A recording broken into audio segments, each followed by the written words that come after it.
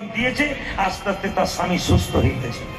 সুস্থ হয়ে যখন ঠাকুরকে প্রণাম করতে যাচ্ছে, তখন ঠাকুর বলল, কি রে, সুস্থ আছিস তো? বলে, হ্যাঁ, আমি খুব ভালো হয়ে গেছি। তার স্ত্রী বলল, ঠাকুর, আমি জানতে পেরেছি তুমি লোহার সিন্ধুক কেন নিলে। বলে, কেন?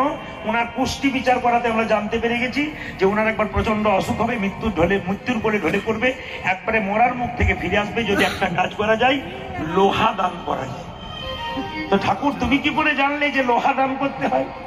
ঠাকুর মুচকি হাসলেন। আসলে ঠাকুর বোঝাতে চাইলেন আমি কে। ঠাকুর এত মাহাত্ম্য। প্রত্যেকটি আসরে আসরে আমি প্রেমময় অনুকূল ঠাকুরের প্রতিটি আশ্রমে আশ্রমে আমি গান করি, যত জায়গাতে আছি। ঠাকুরের মাহাত্ম্য কথা আমাদের পড়তে হয়। যদি ঠাকুর সম্বন্ধে বলতে হয় তো 3 ঘন্টা আমি ঠাকুর সম্বন্ধেই বলে চলে যাব, কিন্তু শুধুমাত্র স্টার্টিংটা ঠাকুরের মাহাত্ম্য বলে দিলাম। পরম প্রেমময় অনুকূল ঠাকুরের আশ্রয়ে থাকুন, এবং আশ্রমবাসী কর্মকর্তা যারা আছেন, আমাদের এখানে ঋত্বিক যারা আছেন, তাদেরকে সাহায্য করুন। একটা ছোট্ট কথা বলবো, ইনারা আমাকে খুব কষ্ট করে চ্যালেঞ্জের উপরে নিয়ে এসছেন, খুব কষ্ট করে, আনতে পারতেন না, কিন্তু এনেছেন একমাত্র আপনাদের ভালোবাসার স্বার্থে। তো যাই হোক, এখন কথা হচ্ছে কমিটির ছেলেরা বা আমাদের বিকাশ বাবু যারা আছেন, তারা কিন্তু আপনাদের সামনে একটু আঁচল পাতবে, একটু পরে গিয়ে আপনারা কিন্তু কিছু দান করবেন, যেন কিছুটা ওদের রেহাই হয়। আপনারা একটু চেষ্টা করবেন। ঠাকুরকে দিয়ে যাবেন, আজকে ঠাকুরের নামে দিয়ে যাবেন।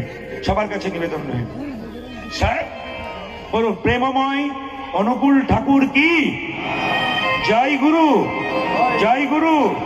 যিনি মহাপ্রভু, তিনি প্রত্যেকটা জীবের দ্বারে হরিনাম দিবেন। কিভাবে মায়েরা? শ্রী গৌরাঙ্গ প্রেমের